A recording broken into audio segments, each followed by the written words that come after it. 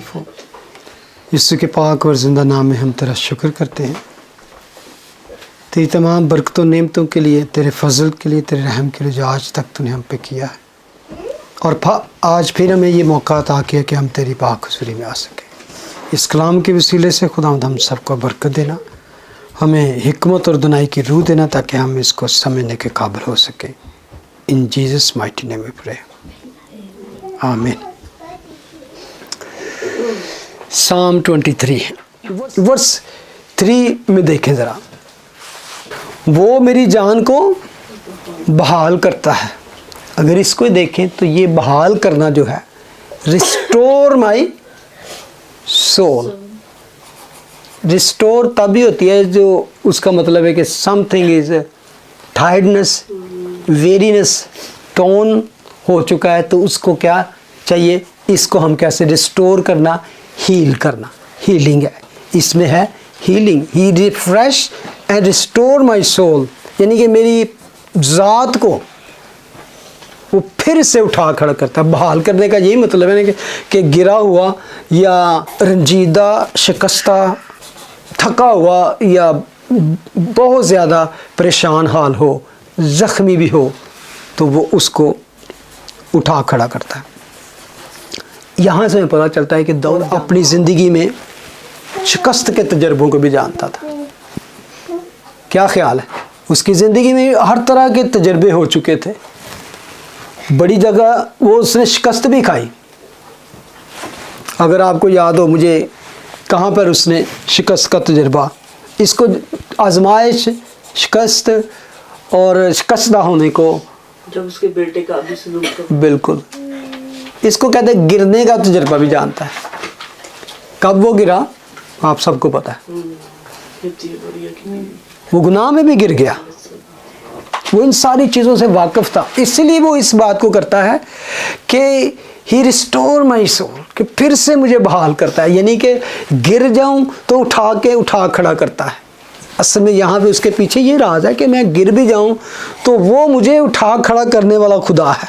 मैं अपने में कुव्वत ना फिर मैं ऐसा फील करूं कि आई एम जस्ट गॉन, मैं ख़त्म हो गया।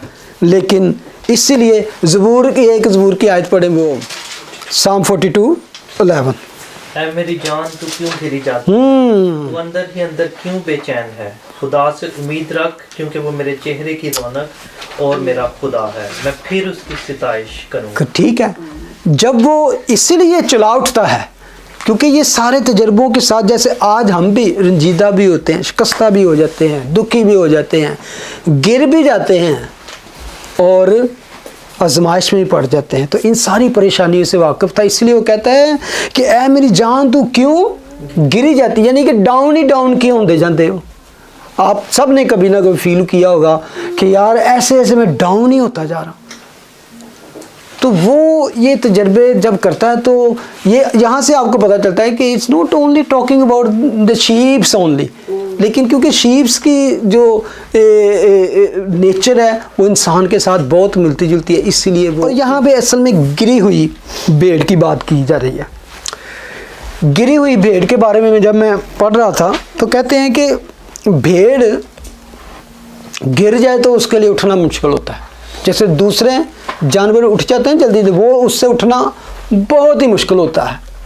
और कभी कभी क्या होता है, कहते वो बड़ी बेबसी की हालत होती है। कभी आपने उसको देखा हो तो भेड़ थोड़ा सा भी गड़ा देखती है या नीचे ज़मीन, तो कई दफ़ा उसमें बैठ जाती है, तो उसको सस्ताने के लिए या अपने रेस्ट करने के लिए। अगर वो मोटी है तो उसके ऊपर ऊन भी ज़्यादा है, तो ज़रा सा भी अपने आप को ढीला छोड़ेगी तो वो एक तरफ लुढ़क जाती है। तो फिर जब लुढ़क जाती है तो उसको सीधा होना मुश्किल हो जाता है। कहते हैं फिर वो इस तरह टांगे जितना कोशिश करती है तो वो उसकी टांगे ऊपर को, और वो तो उसको जब तक चरवाहा आके सहारा न दे वो उठ नहीं सकती। बड़ा मुश्किल होता है उसके लिए, बहुत मुश्किल है कि वो अपनों पाँव पर खड़ी हो सके। और इसीलिए जैसे मैंने कहा कि भारी या लंबी ऊन हो तो वो और ज़्यादा उसके लिए मुश्किल हो जाती है। कई दफ़ा वो ढीला होके तो अपनी थकन उतारने के लिए बैठ जाती है, लेकिन उनके लिए।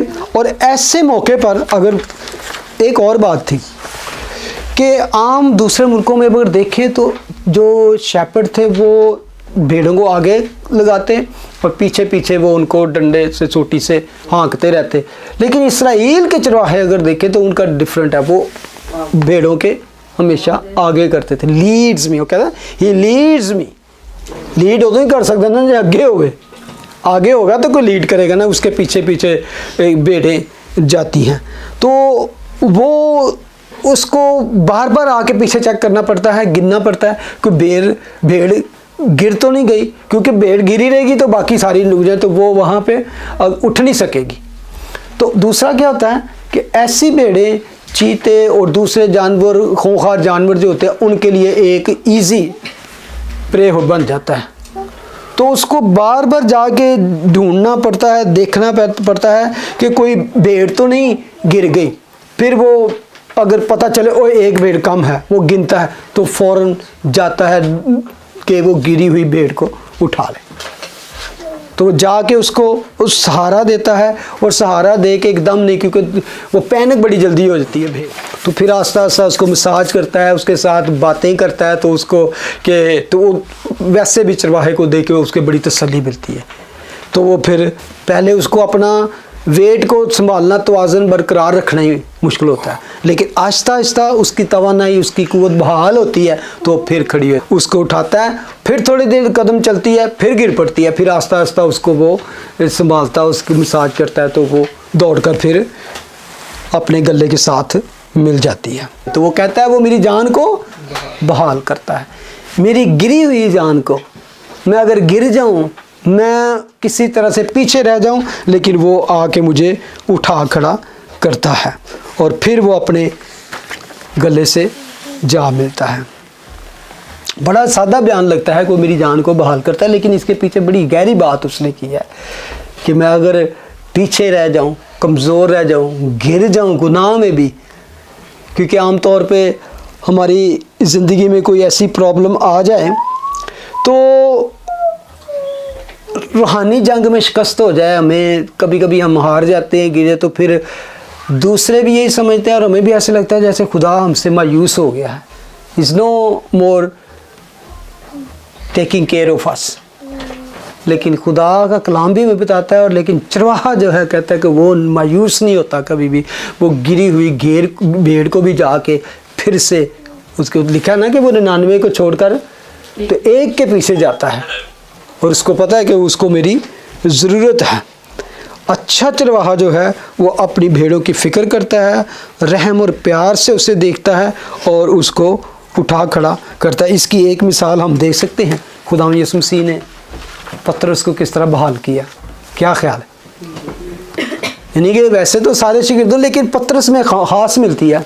पतरस ने उसको अपने मास्टर को बिट्रे किया, धोखा दिया। खुदावन ने कहा था इवन कि तुम ऐसा करोगे, फिर भी वो बाज ना आया, तो फिर हमें पता चलता है कि खुदावन ने उसको छोड़ नहीं दिया। और अगर आप उसकी वो गुफ्तगू सुने जो यूहन्ना की इंजील में आखिर में जाके खुदावन यीशु मसीह की पतरस की है, क्या तू मुझे प्यार करता है, तो वो बड़ा ही दिल सोज और दिलगीर सा, यानी कि वो सारा वाक़या रखता है कि जैसे वो बड़ा शर्मिंदा होगा कि खुदावन तुझे जानता है तो कि मैं तुझे प्यार करता हूँ। बार बार खुदावन उसको कहता है मेरी भेड़ें चुरा, मेरे गलों की रखवाली कर। और बल्कि खुदावन जब जी उठे तो आपको याद होगा जब औरतों को खुदावन मिले तो उन्होंने उनको मैसेज दिया था कि जाओ मेरे भाइयों को और स्पेशल कह जाओ मेरे भाइयों को ये बताओ, और पतरस को क्यों निखेर कर कहा है कि उसको पता है कि पतरस अब कितना, यानी कि वो अपने आप को गिल्टी फील करता होगा कि वो मैंने क्या कर दिया, मैंने अपने खुदावंद को। तो स्पेशली उसको उसकी फ़िक्र थी कि वो किस तरह वक्त गुजार रहा, किस तरह जी रहा होगा। तो उसने कहा पतरस को भी जाके बताना कि यीशु जी उठा, कि खुदावंद जी उठा है। ये एक आला ज़रफ़ी और आला फ़िक्रमंदी की तस्वीर हमें नज़र आती है। एक ज़बूर अगर एक आयत पढ़ें 56:13, क्योंकि तूने मेरी जान को मौत से छुड़ाया, क्या तूने मेरे पाँव को फिसलने से नहीं बचाया, हालेलुया। ताकि मैं खुदा के सामने जिंदों के नूर में चलूं। ठीक है, ये बिल्कुल अगर आप पत्थर पे फिट कर दें कि एक तरह से वो गिर चुका था, लेकिन खुदा ने फिर उसको उठाकर जिंदों की यानी कि खुदा ने इस तरह बहाल किया। ये आयत सिंपल सी है, लेकिन इसके पीछे कि वो मेरी जान को बहाल करता है। सिर्फ फिजिकल तौर पे चोटें लगी हों या भी, लेकिन वो अंदर आपकी रूह को मुतमिन कर देता है खुदा, कि आपको इस तरह वो बहाल करता है, इस तरह रिस्टोर करता है। Restore my soul, my self. आगे है, he leads me in the path of righteousness, he leads me in the path of righteousness, कि वो मुझे अपने नाम की खातिर सदाकत की राहों पर। हाँ, यहाँ क्या है, पहले तो क्या थी उसकी healing, he heals my soul, he heals my innermost, मेरे अंदर को, मेरी गिरी हुई रूह को बहाल करता है। जिस तरह पतरस को भी और दाऊद को, इस तरह बहुत से लोगों को खुदा ने बहाल किया। ही हील्स अस, वो हील करता है। अब यहाँ पे आया guidance, he guides me in the paths of righteousness. कहते हैं कि जिस तरह इंसानों की आदत है, उस तरह भेड़ों की भी, कि वो अगर उनको ऐसे छोड़ दिया जाए तो अपनी मर्जी से ही अपनी अपनी राहों पे चली जाती हैं। एक अगर एक पास एक तरफ गई है तो दूसरी भी उसके पीछे उसी रास्ते पे चलती जाएगी। और कहते हैं कि उस रास्ते पे इतना चलेंगी, कई दफ़ा वहाँ पे नालियाँ और लाइनें बन जाती हैं। इसलिए पर जो अच्छे चरवाहे होते हैं वो कभी उनको एक जगह पे नहीं छोड़ते, एक फील्ड में नहीं छोड़ते। अगर उनको वहाँ पे हर बार छोड़ दिया जाए तो वो क्या करती हैं कि उस फील्ड में इतना चरती हैं कि वो उसको बिल्कुल बेकार कर देती हैं। कई दफ़ा वो जड़ों को निकाल कर, जब जड़ें भी निकाल दें तो कहते हैं वो ज़मीन इस काबिल नहीं रहती कि वो दोबारा, और उसको बैठ के और फिर के वो इतना कर देती हैं कि वो दोबारा ज़मीन बंजर हो जाती है, सड़ने लगती है, और फिर उसी जगह पे वो बोल बाज़ार भी, मतलब कि ना अपनी खारिज भी होती है, तो वो सारा गंद वगैरह भी वहाँ पे, खाना भी, तो कीड़े मकोड़े पड़ जाते हैं, तो वो ज़मीन का भी नुकसान होता है, और भेड़ें भी फिर उसी को बार बार खाती हैं तो कमज़ोर होती हैं। तो इसमें क्या है ना कि बहुत से मुल्कों के जो इस तरह के फील्ड थी तबाह कर दी, क्योंकि चरवाहे जो थे उन्होंने उनकी अच्छी केयर नहीं की। जो अच्छा चरवाहा होता है वो क्या करता है, एक फील्ड में उनको ज़्यादा देर तक नहीं रखता। उसको ये भी पता है कि अगर ज़्यादा देर रखा तो ये ज़मीन को भी सत्यानाश कर देंगी और इनकी सेहत भी ख़राब हो जाएगी। तो फिर इस चीज़ को वो बड़ी केयरफुली उसको चेक करना पड़ता है कि कब तक ये इस फील्ड में खाना खा सकती हैं कि ये फील्ड भी ख़राब ना हो, तो उसके बाद फिर उसको दूसरी जगह पे लेके जाना पड़ता है। तो जहाँ लेके जाना पड़ता है दूसरी जगह पे, वो पहले से जगह को तलाश करता है, वहाँ देखता है कैसा चारा है, किस तरह, फिर वहाँ से उसको कितने अरसे रखना है, उसके बाद उसको फिर कहाँ लेके जाना है। ये सारी एक अच्छे चरवाहे की निशानियाँ होती हैं। ये छोटा सा काम, ये बिल्कुल और आमामूली सा काम नहीं है।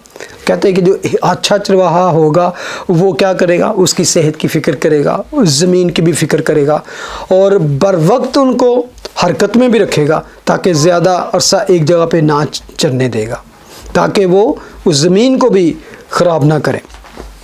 और इन दोनों चीज़ों को ठीक रखने के लिए और उनको ताज़ा खुराक भी मिले, उसको बहुत सी प्लानिंग करनी पड़ती है।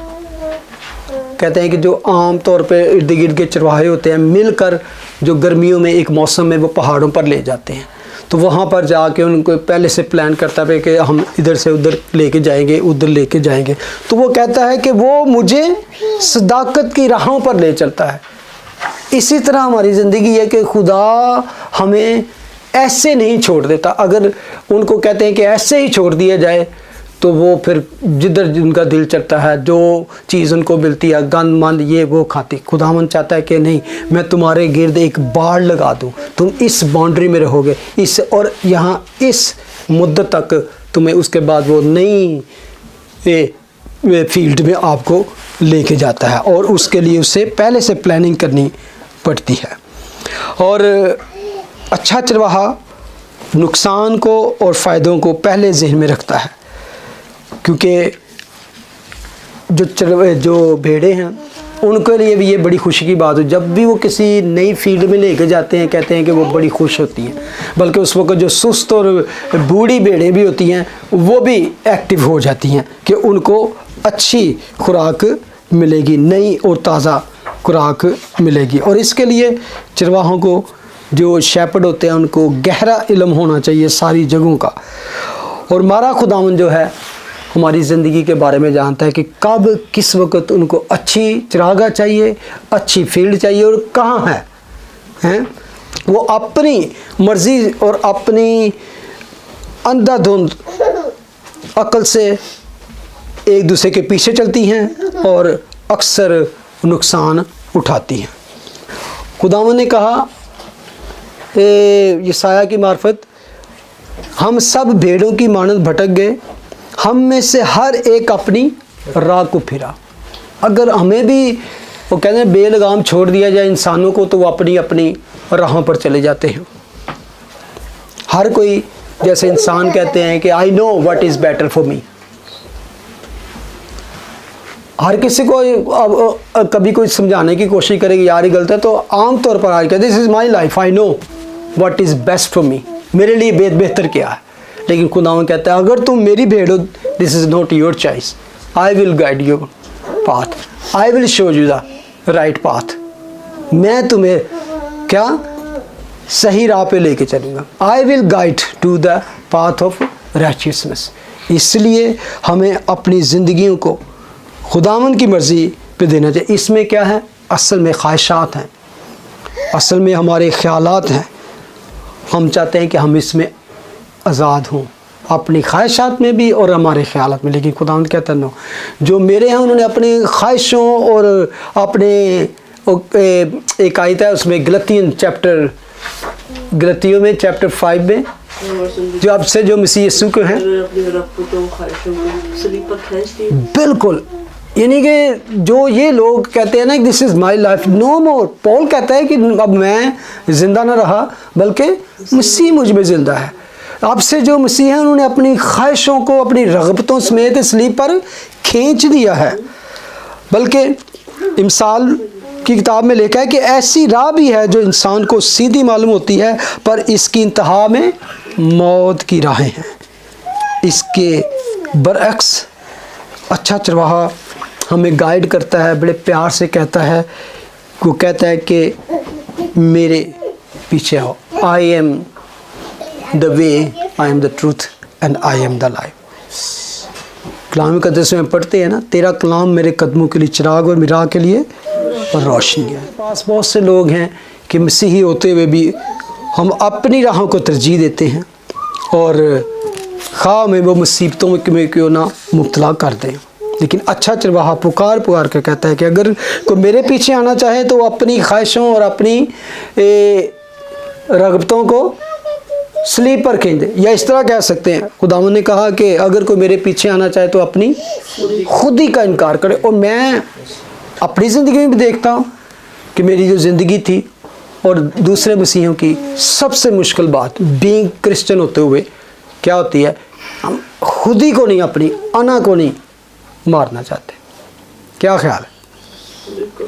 मी यानी कि बीइंग क्रिश्चियन आप देखेंगे बड़ी दफ़ा हम किसी बात से अगर इख्तलाफ करते हैं, नाराज़ होते हैं या कहते मैनू यह गल कर देती, या मैं, यानी कि कोई अपने आप को डाउन नहीं करना चाहता किसी भी। जबकि खुदावंद कहता है अपनी खुदी का इनकार करे, अपनी सलीब उठाए मेरे पीछे हो ले। सलीब उठाने का मतलब क्या है? खुदावंद कहते हैं कि जो मेरे पीछे आना चाहे वो अपनी खुदी का इनकार करे और अपनी सलीब उठाए। अपनी सलीब इसमें है और मेरे पीछे हो ले। क्या ख्याल है?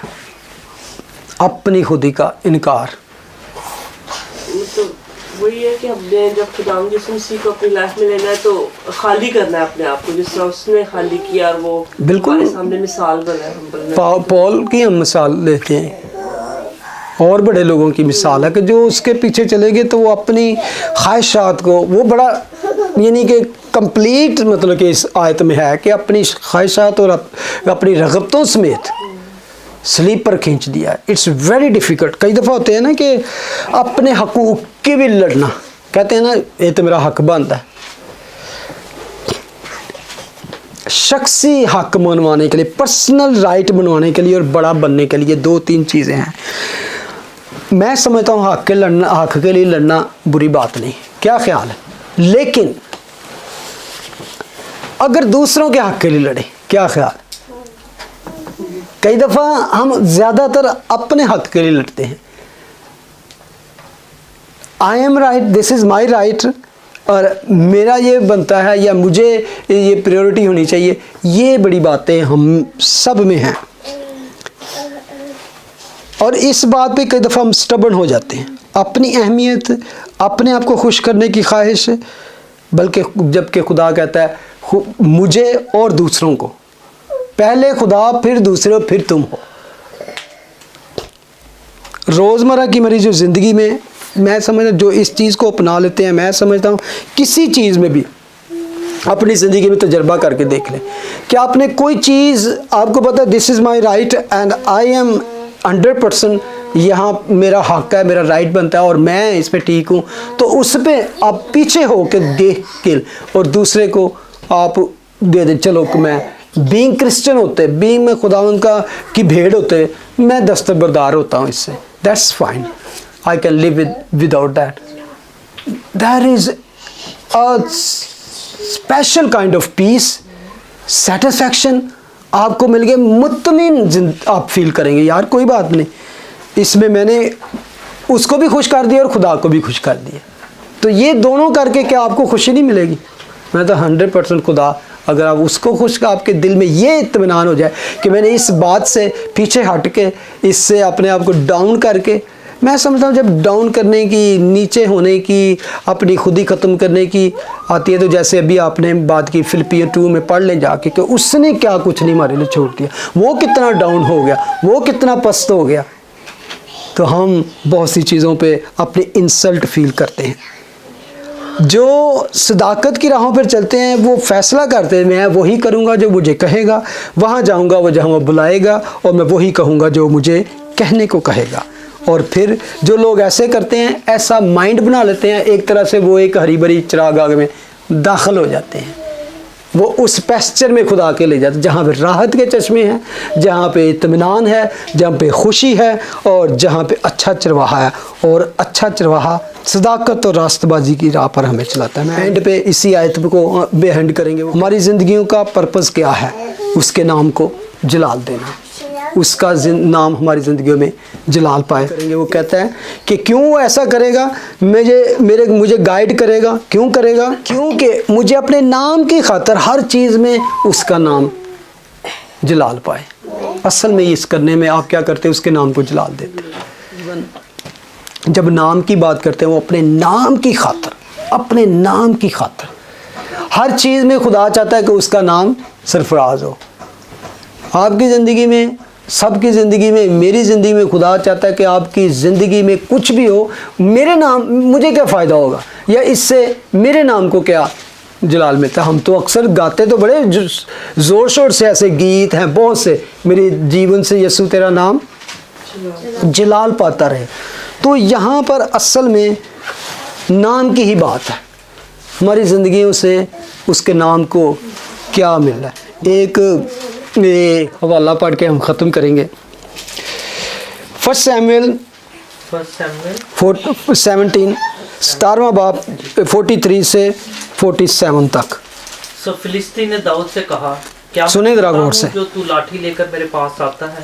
और उस फिलिस्ती ने अपने देवताओं का नाम लेकर दाऊद पर लानत की। और उस फिलिस्ती ने दाऊद से कहा, तू मेरे पास आ और मैं तेरा गोश्त हवाई परिंदों और जंगली परिंदों को दूंगा। और दाऊद ने उस फिलिस्ती से कहा कि तू तलवार, भाला और बर्छी लिए हुए मेरे पास आता है, पर मैं रब्बुल अफ़वाज के नाम से जो इसराइल है, जिसकी तूने फजीहत की है, तेरे पास आता हूँ। और आज ही के दिन खुदावन तुझको मेरे हाथ में कर देगा और मैं तुझको मार कर तेरा सर तुझ पर से उतार लूँगा।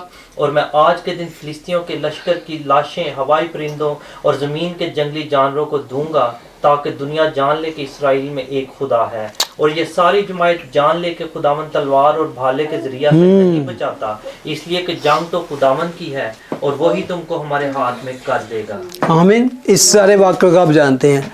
इसमें दो बातें नोट करें। अगर लिखा है कि जब वो फलस्ती उसकी तरफ बढ़ा तो उसने अपने देवताओं के नाम से उसको कर्स किया।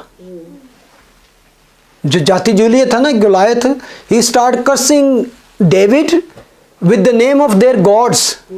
लेकिन जब वो आगे बढ़ा तो उसने क्या कहा, मैं रब्बुल फाज के नाम से आता हूं। उसके नाम की ही सिर्फ वजह थी कि दाऊद तो 16-17 साल का एक लड़का ही था, बिल्कुल एक आम, तो वो एक बहुत बड़ा सूरमा था। लेकिन उसके नाम की ही वजह से खुदा ने क्या किया, उसको शिकस्त देकर उसको सरफराज किया और उसको तख्त पर बिठा दिया। क्या ख्याल है, एक ही फाइट से। और उसके बाद जब उसने गुनाह किया दाऊद ने, तो खुदा ने उसको यही बात की कि तूने मेरे दुश्मनों के सामने मेरी तहकीर, मेरे यानी कि उसके नाम की बेइज्जती, उसके नाम की इज्जत करवाई। तो कहाँ, लेकिन जब खुदा ने ये नहीं कि तूने ये किया, उसने कहा तूने मेरे दुश्मनों के सामने मेरे नाम की तहकीर, मेरी बेइज्जती जो मैं करा दी। खुदा यीशु मसीह ने कहा जो कुछ बाप से मांगोगे मेरे नाम से वो तुम्हें देगा। आमीन। खुदा तेरा शुक्र, तेरी हम्द, तेरी तारीफ हो। यीशु के नाम में हम तेरा शुक्र करते हैं, जिसके नाम के वसीले से आज हम जमा हैं और जिसके नाम ही से सब कुछ है। खुदा जिसका नाम सब नामों से आला नाम है। हम जानते हैं कि उस नाम के सामने हर एक घुटना झुकेगा, खासमानियों का हो, खास ज़मीनियों का, खास ज़मीन के अंदर रहने वालों का। इन जीसस नेम में प्रे।